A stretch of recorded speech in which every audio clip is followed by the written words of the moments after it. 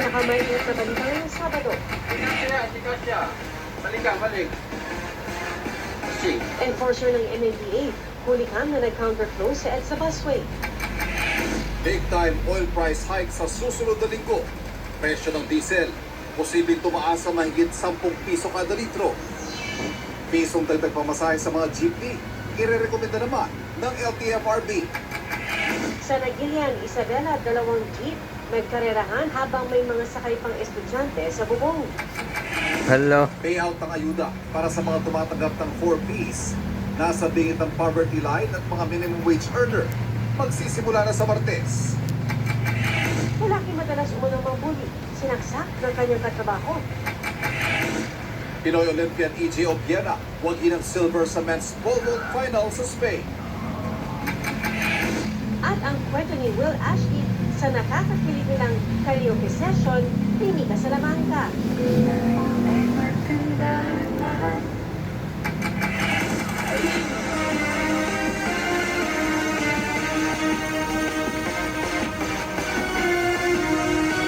Nakatuto kami, 24 oras.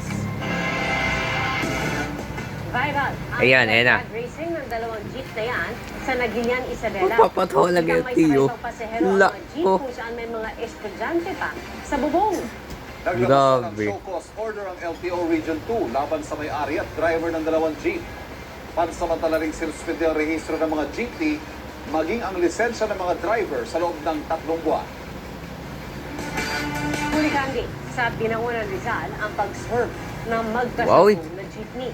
At kapayag ng LTO Binangonan, agad daw nilang nahanap at pinatawag ang mga operator at driver nito. Go to. Maliwanag ng tsuper ng jeep na nasa harap ng sasakyan, nag-swerve siya para makabalik sa tamang lane. Swerving. At kasalubong ng jeep na nag-counterflowan niya. Tiniketan pa rin sila at pinasusumiti ng written explanation. Magandang hapon po. Sinuspindi at pinagpapaliwanag ang isang MMDA enforcer na aktohang nag-counterflow sa EDSA busway.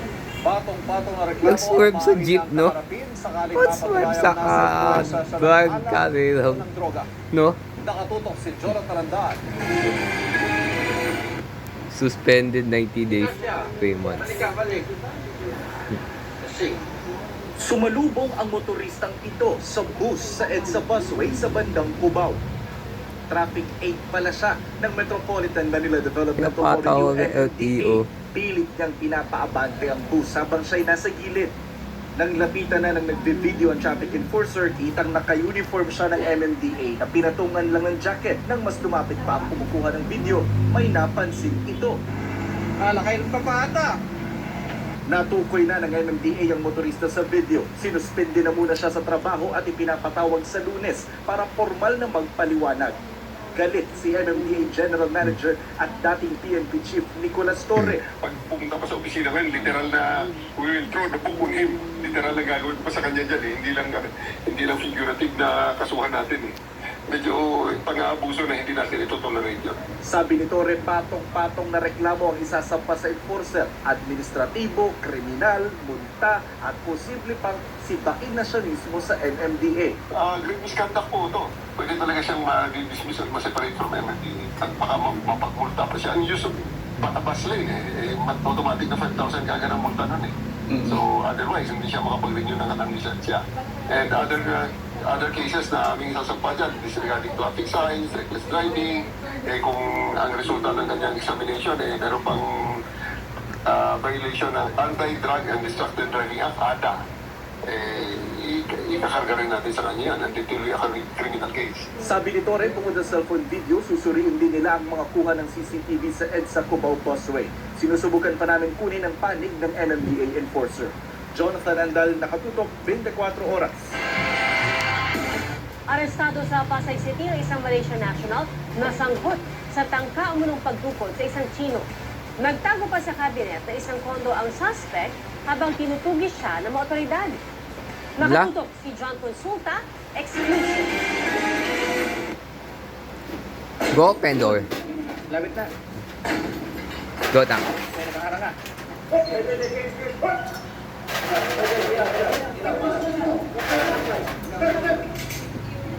Maingat na pinasok ng mga operatiba ng BI Vigilant Search Unit ang condo unit na ito sa Pasay City para sa target nilang Malaysian National. Madilim dahil sinadyang patay ng suspect ang main switch ng kuryente sa unit para di siya makita. Sa umpisa, inakalang ilaw, ano? nakatakas na ang kanilang pakay. Pero maya-maya lang,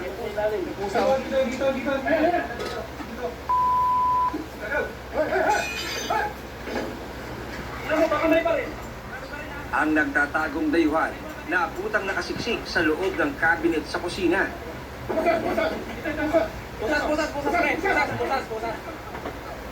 Ayon sa BIFSU, pinaghahanap ang Malaysian National matapos mahuli kam ito habang pumapasok sa isang condo unit ng isang Chinese national na nagreklamo sa BI. Base sa kanyang statement ay sinasabi niya na tangka talaga siyang kidnapin ng grupo na ito kung saan may mga kasama siyang mga unidentified Isang na mga Chino at Pilipino. Malaysian. Sinasabi nila rin ng complainant na nung pinasok yung bahay niya ay Arrested. armado yung mga Pilipino na kasama niya. Sinasabi rin ng may-ari na nakakuha sila ng humigit kumulang 4 million pesos sa bahay. Relax eh. Overstaying na din itong Malaysia na ito at sinasabing nagtrabaho siya dito dati sa Pogo operation nung legal pa ito. Nang kontakin ng kanilang foreign counterparts, napag-alaman nilang wanted din pala ang dayuhan sa kanilang sariling bansa.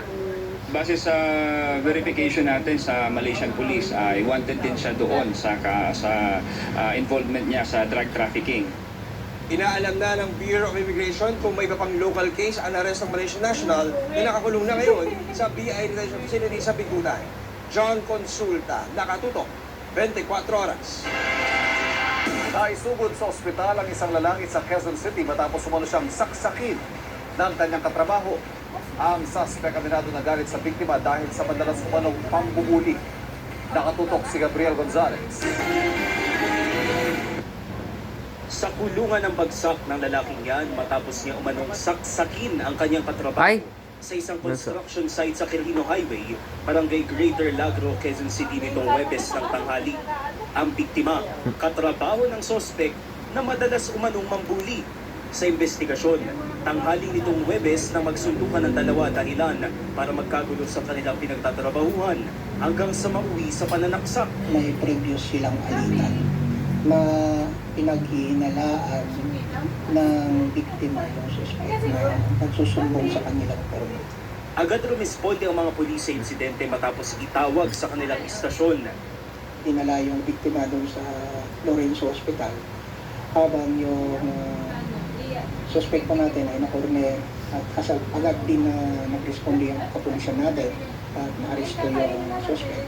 Nagtamo ng mga sugat sa parehong pisngi at likod ng biktima na hinihinalang sinaksak ng matalas na bakal, hindi na na-recover ang ginamit ng sospek sa pananaksak. Aminado ang sospek na nagalit na siya ng husto sa biktima dahil sa madalas na pambubuli, pero itinangking sinaksak niya ang biktima. Grinip niya po ako sa ulo, pinagsusuntok niya po ako, di ang ginawa ko naman po, nagpupumiglas ako na makawala sa kanya hanggang tinulak ko siya ng tinulak, natumba po siya. Lagi niya pa ako pinaginit ng Si Isabela. Lagi niya pa ako binubuli. Nakarehahan. Lagi niya Buskwete, ako bubong. na suntukan daw po sa labas. Nakakulong na ang sospek na maharap sa reklamong frustrated homicide. Sinusubukan pa naming hinga ng pahayag ang biktima na nagpapagaling pa. Gabriel Gonzalez, nakatutok, 24 oras. Isa namang insidente ng bullying sa paaralan. Sugatan po sa Bacolod City ang isang grade 10 student na binugbog ng dalawang kapwa estudyante. Nagtamo ng bukol sa Oy. sugat sa braso ang 17 anyos na biktima. Sa investigasyon ng pulisya, nag-ugat ng away ng kantsawan umano ng biktima ang ilang kaklaseng babae. Tumanggi nang magbigay ng payag ang mga sangkot sa insidente. At nag-iimbestiga na ang DepEd Bacolod City.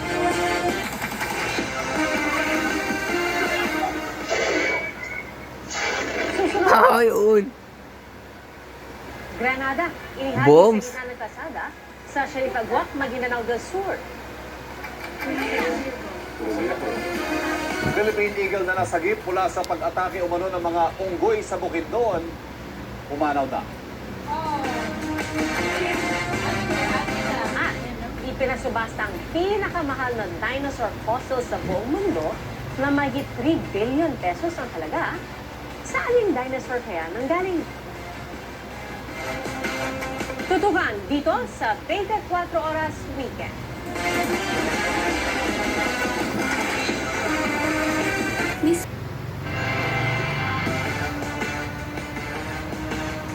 Nabulabog ng pagsabog ng granada at sunod-sunod ang putok ng baril ang Sharif Agwak sa Maguindanao del Sur.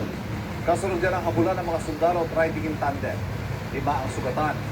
Ang nahuligan ng pag-atake sa pagtutok ni Efren Mama ng GMA Regional TV.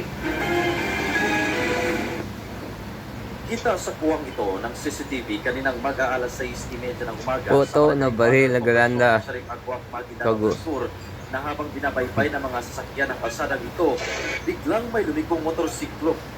Sinundan din ito ng pagliko ng isang sasakyan ng sundalo hanggang may biglang sumabog. Yun. Sinundan ito ng Sumataas sa sunod na suspect. putok ng baril. Sumabog. Nagulat ang mga residente nang may nakita mga pulis na tila may hinahabol. Right, tandem. Ayon sa 6th Division ng Philippine Army, Hala. dalawang sundalo ng 2nd Scout Regiment Dalawang Battalion sinabayan at sugatan. tatlong sibilyan din ang nadamay matapos tamaan ng shrapnel ng sumabog na hand grenade. So, iikot sila. Tapos, Sinusubukan pa silang makuna ng pahayag. They're traversing the route from Cotabato City to South Cotabato area when they were attacked by two unidentified running in tandem in the vicinity of Sharif Agwak Roundwood, dun sa gitna. Ayon sa Police Regional Office, Bangsamoro Autonomous Region, Siyang uga. pinirma pa kung anong panig ang nagpaputok matapos ng pagsabog. Hindi ba kasi concerned ngayon kung kaninang side yung nakapagpaputok? nahabol na natin. Yung mga personnel natin from the PNP and Suspect siya. Nagsasabog eh. Tinutugis pa ng otoridad ang mga suspect. Slow motion ng motor. Sa krimen. Baka. Mas mahigpit na seguridad ang pinaigting ngayon kasabay ng pagsisimula ng gun ban na bahagi ng Ayan. parliamentary election Dito sa Bar. kalan ay pertaining to the security, very tight yung security natin ngayon. Kasi nga, BARMM. start na yung ating No. election period. suspect kasi And ginawa meron nila. na tayong gun ban and yung ating community checkpoints ay 24/7 all around farm. Connecting natin yung mga checkpoint operations natin, yung mga patrolling natin, especially sa mga area tulad ng Sharif Agwak na na-identify natin na medyo hotspot even before the gun ban started. So, nag-deploy tayo ng additional personnel to spend the security requirements in that area. Mula sa GMA Regional TV, Efren Mama, nakatutok 24 oras. Aalagwa na naman ang presyo ng petrolyo sa susunod na linggo. Hanggang 11 piso sa diesel at 4 na piso sa gasolina. Ano kaya ang mga magiging epekto nito sa mga bilihin? Pinito pa niyan ni Bernadette Reyes. Nasa mahigit 10 piso ang nakaambang dagdag presyo kada litro sa diesel at mahigit 4 pesos naman sa gasolina sa susunod na linggo. Sa susunod na linggo na rin ipatutupad ang unang tranche ng dagdag sahod sa Metro Manila na katumbas ng 60 pesos. Kaya simula sa isang linggo, magiging 780 Mahal ang 755 laki. pesos na ang sahod ng minimum wage earners. Yan ay matapos aprubahan ng Regional Tripartite Wages and Productivity Board ang aumento sa sahod na 85 Bukas yan. pesos. Sa January 2027 ang second tranche ng aumento Ah, ng 25 matapos pesos. wala na improvise Kaya na paputok. magiging 740 Wala na hanggang yun. 780 pesos na ang minimum wage ng mga taga-NCR. Pero sa gitna ng napipintong pagtaas na naman ng mga bilihin, uubra pa ba ang dagdag sweldo? Hindi siya ganun karamdam kung ang pagbabasihan ay yung bilis ng pagtaas ng presyo ng gasolina. Mahirap makisabay sa taas ng bilihin sa sahod na natatanggap ng mga empleyado ngayon. Ayon sa Philippine Amalgamated Supermarkets Association Incorporated, samahan ng mga supermarket owners at operators sa bansa, siguradong tataas ang presyo ng mga bilihin. Unang tatamaan fresh produce, no? Yung mga nag-deliver every day. Galing Highland, no? Galing Valley, no? Repos. Prutas, gulay, yan ang mga unang gagawin. And after that, siyempre, mga grocery items, no? Siguradong tataas. Because may triple whammy tayo eh. Ang nabanggit lang ninyo yung gasolina eh, no? Yes. Ang crude, no? Pero salaries are about to increase, no? 9.5%. Napakalaki no?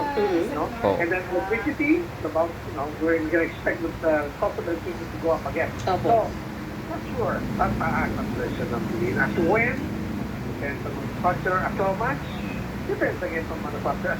Ani Steve Kua, Executive Director ng grupo, pihadong tataas din ang presyo ng mga manufactured goods. Maraming produkto ang isang company, isang supplier, no? Okay. Manufacturer.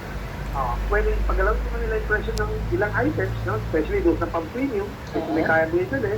And then, yung mga pamasa, later on na nila increasean. Ang gagawin nila, siguro 2% muna, another 2% later on, additional 2% later on. Sa ngayon, sabi ng Department of Trade and Industry o DTI, wala pang manufacturer na humihirit ng taas presyo. Walang pang taas presyo na Humingi nabilihin. ng price increase sa atin. So for now, there's still no price increase. Mas makakamura kapag puro luto. Isang saingan mo, halos 3 beses mo na makakain. Eh pag bili-bili din sa labas. Talagang kailangan marunong ka talaga mag-budget, magtipid. Kailangan yung budget mo ganito lang. Bernadette Reyes, Nakatutok, 24 Oras.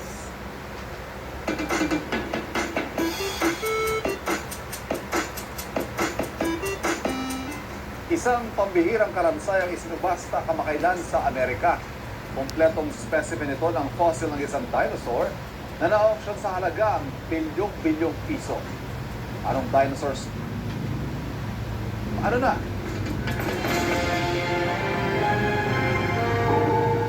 Ang auction na ito sa New York, record-breaking. Ang pinagagawan kasi, isang Tyrannosaurus Rex skeleton ay sumasta sa halagang $50.1 million o mahigit 3 bilyong piso. I repeat, Sid na nga mahigit 3 bilyong piso para sa skeleton ng isang T-Rex. Ang skeleton ng T-Rex na pinangalan ng Gus, halos 38 feet ang haba at 12 feet and a half ang taas. Na-discover ito sa isang rancho sa South Dakota sa Amerika. Isa rin ito sa pinakamalaki at pinakakompletong T-Rex skeleton na na-discover sa kasaysayan.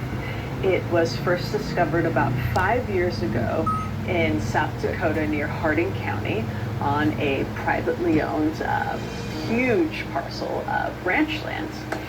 It's named Gus after the rancher who owned the land. He sadly passed about a year into the excavation, so we named the specimen in his honor. Ang pre-sale estimate nito nasa $20 hanggang $30 million lang.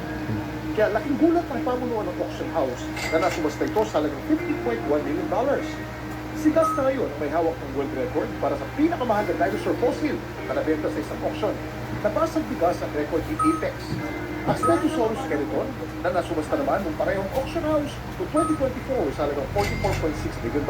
The concept of having this massive class of animals that ruled the earth and to have them gone, I think it really helps us to contemplate our own mortality and think about, we think that we're the big, strong thing on this planet. This could happen to us too. Laging tandaan, importante ang may alam. Ito po si Kuya Kim at sagot ko kayo, 24 oras. Susunod, restaurant sa La Trinidad, Benguet. Naghain ng dog meat o karne ng aso. Mga taga Caloocan City, Negros Oriental, buwis buhay sa pagtawid sa ilog. At Paul Volter, EJ Obiana, wagi ng silver medal sa 2026 meeting Madrid sa Spain. Walang pati na pagtutok sa 24 oras weekend.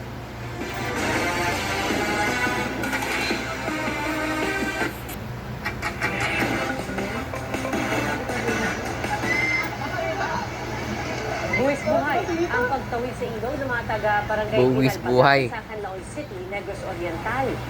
Isa-isa silang tumapit sa lubid para suunin ang malakas na ragasan ng tubig. Buha po yan ang biglang tumaas ang tubig sa ilog dahil sa masamang panahon.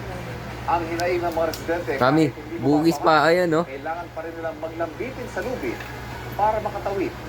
Dati na raw may hanging bridge doon pero nasira na humagupit ang bagyong Tino noong nakaraang taon. Last year pala doon. Sinusubukan pa namin makuha ng pahayag ang Canlaon City LGU kaugnay sa hiling ng mga residente na mapatayuan sila ng bagong tulay. Pistado sa Baguio City ang pagkatay na isang lalaki sa 3 aso. Inireklamo naman ang isang restaurant sa La Trinidad, Benguet na naghain ng putahing ang karne ay aso. Nakatutok si Sammy Salvacio ng GMA Regional TV. Nang minsang may kumaing government employees sa isang restaurant sa La Trinidad, Benguet, nagduda sila kung anong klaseng karne ang kinain nila dahil di na iba raw ang lasa nito. Kaya sumagbumi sila sa isang abogadong nagsusulong ng animal welfare. Nagpatulong sila sa National Meat Inspection Service para masuri ang karneng kinain nila. At kinumpirma ng NMIS, dog meat o karne ng aso ang kinain nila sa restaurant. Nakita kasi sa test result na may DNA ng aso sa karne. Ayon sa Animal Welfare Advocate, ito na ang ikalawang beses na nagpasuri ng inihahaing pagkain sa ilang kainan sa La Trinidad. The second one involves another restaurant with the same name. Nakapag-order naman ng ilang government employees ng 2 servings of suspected dog meat, and then that meat was sent by NMIS Baguio City to their laboratory, and the result is again positive. Matapos makuha ang resulta, nagsampa ng 4 na panibagong kasong kriminal ang abogado laban sa may-ari ng naturang kainan na wala pang La. There are instances when a cultural ritual requires the killing of dogs. That is an exception under the Animal Welfare Act. But to say that it is our culture to butcher dogs para lang kainin yung meat, that's disputable. Sa Baguio City, wala nang buhay ang 3 asong nakita sa isang bahay sa Barangay Kias noong July 12. Huli sa akto ng pagkatay sa kanila ang isang lalaking 44 anyos. Ayon sa Baguio City Police Station 4, rumisponde sila bandang 1:00 ng hapon bunsod na natanggap na report. Nahaharap ang sospek sa 3 magkahiwalay na reklamong paglabag sa Republic Act 8485 o Animal Welfare Act of 1998. Wala pa siyang pahayag. Mula sa GMA Regional TV, Sandy Salvacio, nakatutok 24 oras. Sisimula na sa Martes ang payout ng 2,000 pisong ayuda ng gobyerno para matulungan ng mahigit 7 milyong pamilya sa bansa sa gitna ng patuloy na pagmahal ng mga bilihin. Kung sino ang mga makikinabang dyan at paano yan makukuha, alamin sa pagtutok ni Jonathan Andan. Bigayan na naman ng ayuda sa susunod na linggo para sa 7.5 million households.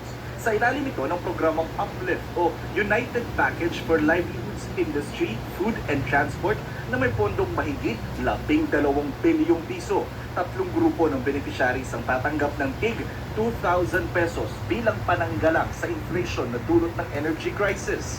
Paano natin sila tinukoy?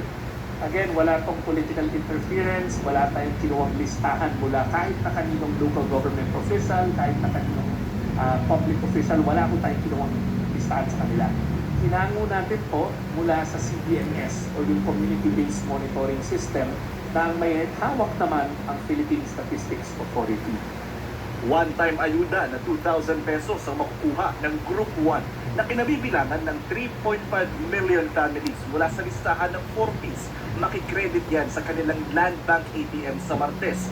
2,000 pesos per month hanggang December ang matatanggap ng Group 2.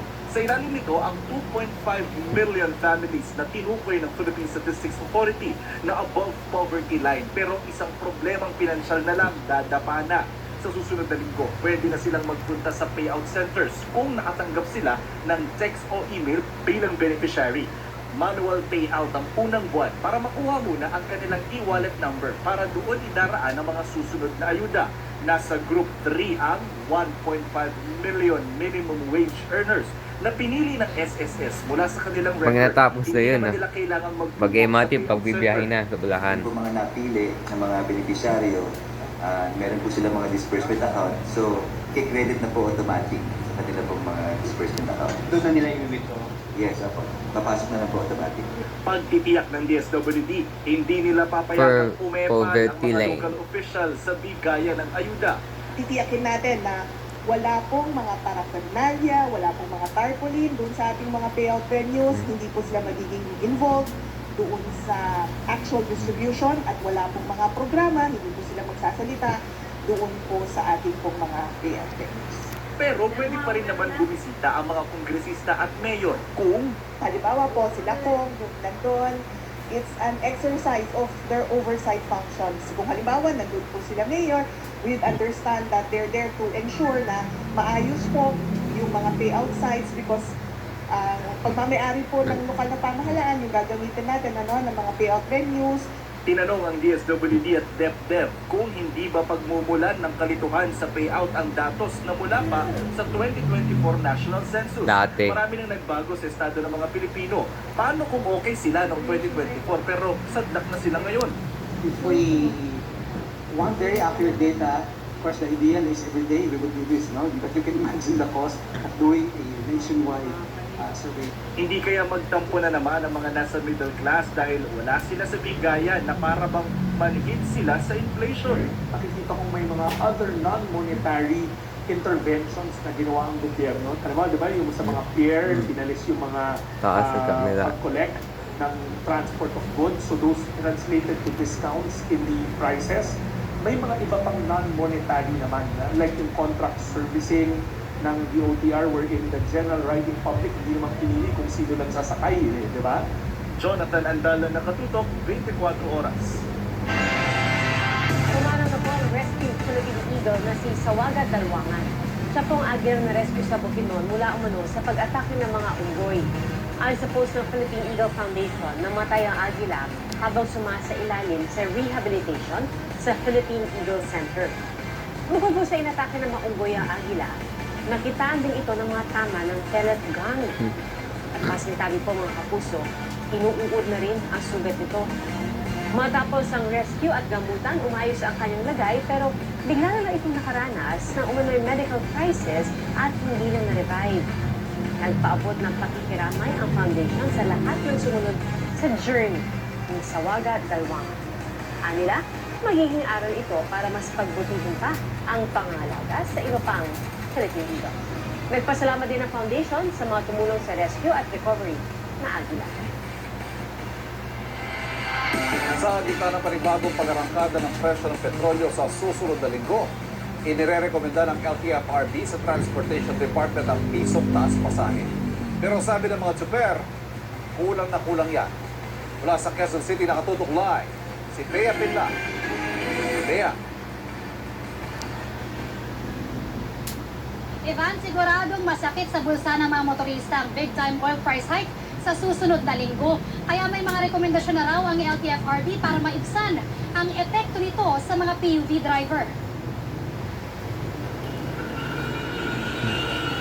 Sa buong araw na pamamasada ni Medardo, ang balik daw sa kanya, sobra-sobrang pagod para sa kakarampot na kita na halos lahat napupunta lang sa diesel. Wala naman kami kinikita. Nagpapakapagod lang. Sayang lang. Sayang ang pagod.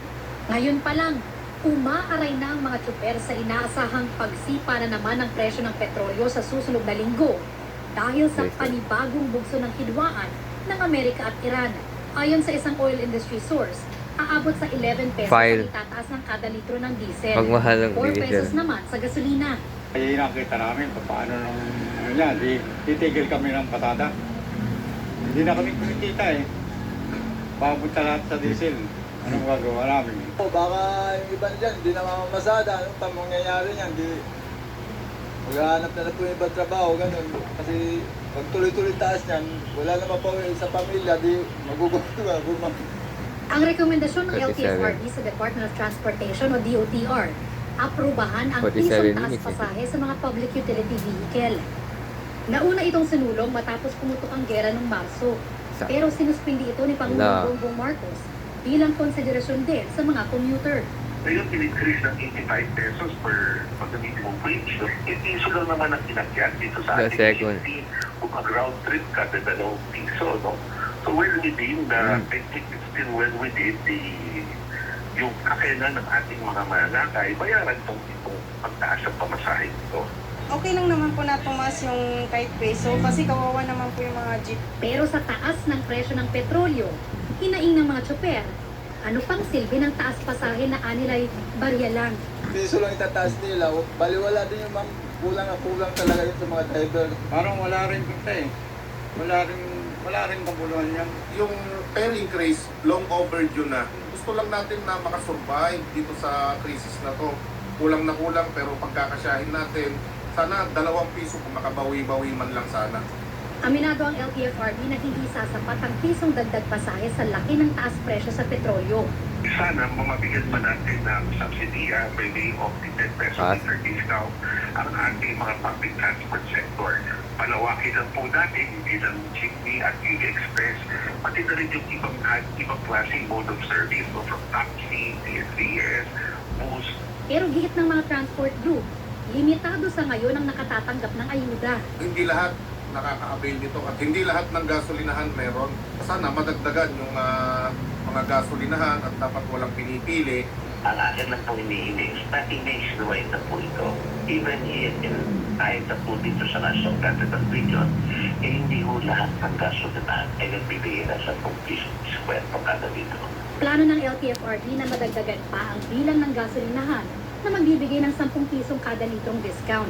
We have identified po mga 1,900 strategically located gas stations nationwide po.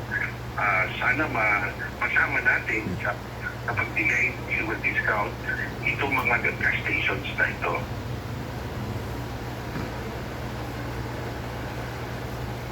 Ivan, isa sa mga pinag-aaralan ng grupo ang Pasang Masta ay kung kakailanganin ba nila na magsumite ng panibagong petisyon para sa dagdag pasahe. Yan ang latest mula rito sa Quezon City. Balik sa'yo, Ivan. Maraming salamat, Bea Pinla. Up next, ang kwento ng nakakakilig na karaoke collaboration ni Will Ashley at Mika Salamanca. Karaoke. Non-stop ang pagtutok dito sa 24 Live oras. traffic daw. Ang dami, oh.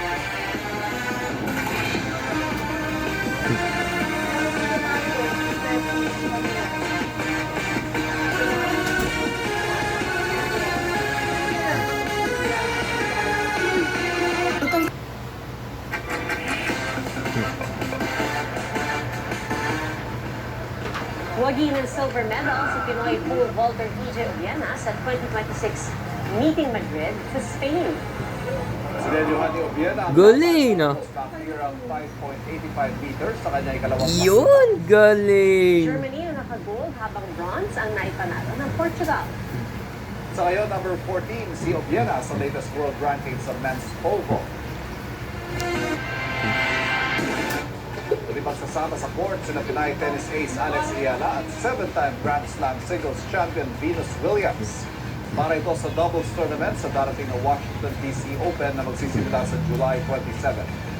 Dati na nagtambal sina Ayala at Williams sa Bad Homburg Open kung saan naka-advance sila sa quarterfinals.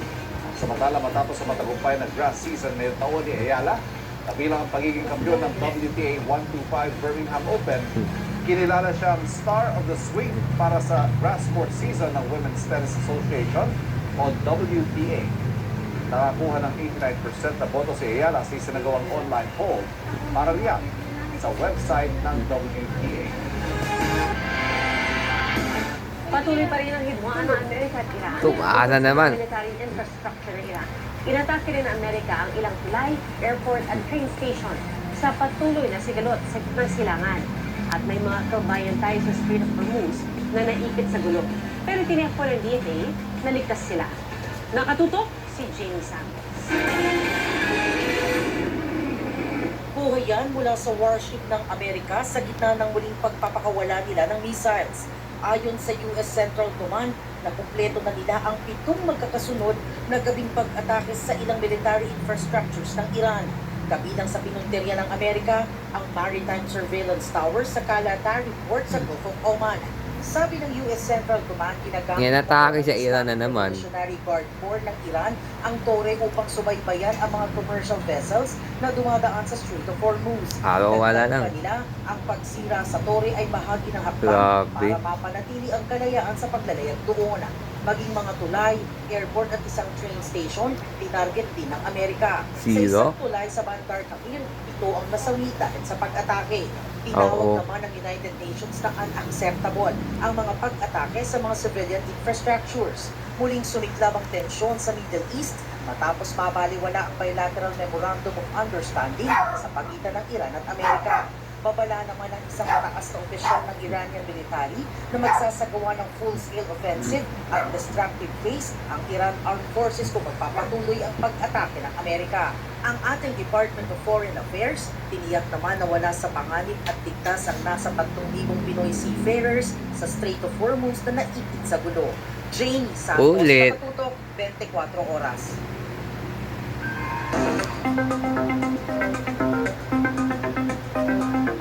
Nag-iwan ng malaking butas sa isang tulay sa Tibori, South Cotabato matapos gumuho sa lakas ng ulan sa lugar. Ayon sa ilang residente, sinabayan kaya ng ilang lindol sa lugar. Sosagin. Dahilan para tuluyang bumigay ang bahagi ng tulay. Ang mga motorista Gulo ay dahil sa dahan-dahang thunderstorm advisory. ang bahagi ng tulay. Wasak din ang kalahating bahagi ng isang kalsada Ayun. sa Davao City. Dahil sa thunderstorm advisory, oh. Tatayuan ito dahil sa malakas na ulan. Kaya Dahil 5 bahay ang nadamay guho. at nawasak. Grabe. Wala nasaktan sa insidente pero hanggang ngayon, hindi madaanan ang bahagi ng Davao Bukidnon Road. Sa Coronadal City, halos umabot sa gutter ang taas ang baha, kaya stranded ang mga residente na napahinto sa gilid ng kalsada. Ayon sa Pag-asa, localized thunderstorms ang dahilan ng malakas na pagulan sa malaking bahagi ng Mindanao.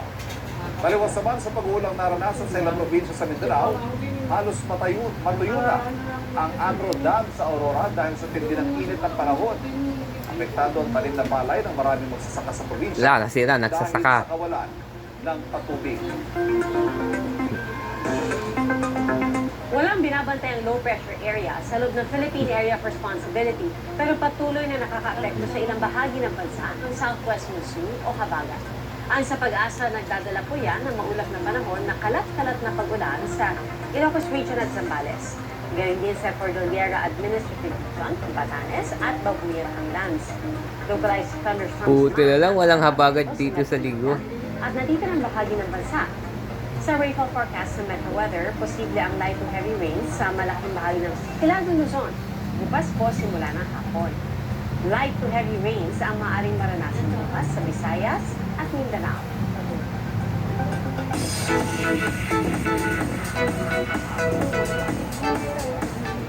Nagkwento si Will Ashley tungkol sa trending na karaoke session nila ni Mika Salamanca. Nag-share din si Will tungkol sa kanyang participation sa upcoming MMFF entry ng GMA Pictures na Avil. Narito ang aking. What's this?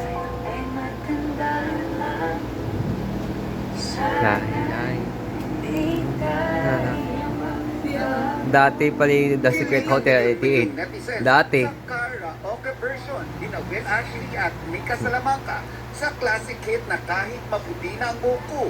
Kanya-kanyang comment ang fans at celebrities sa kilig ng blending ng boses ng dalawa.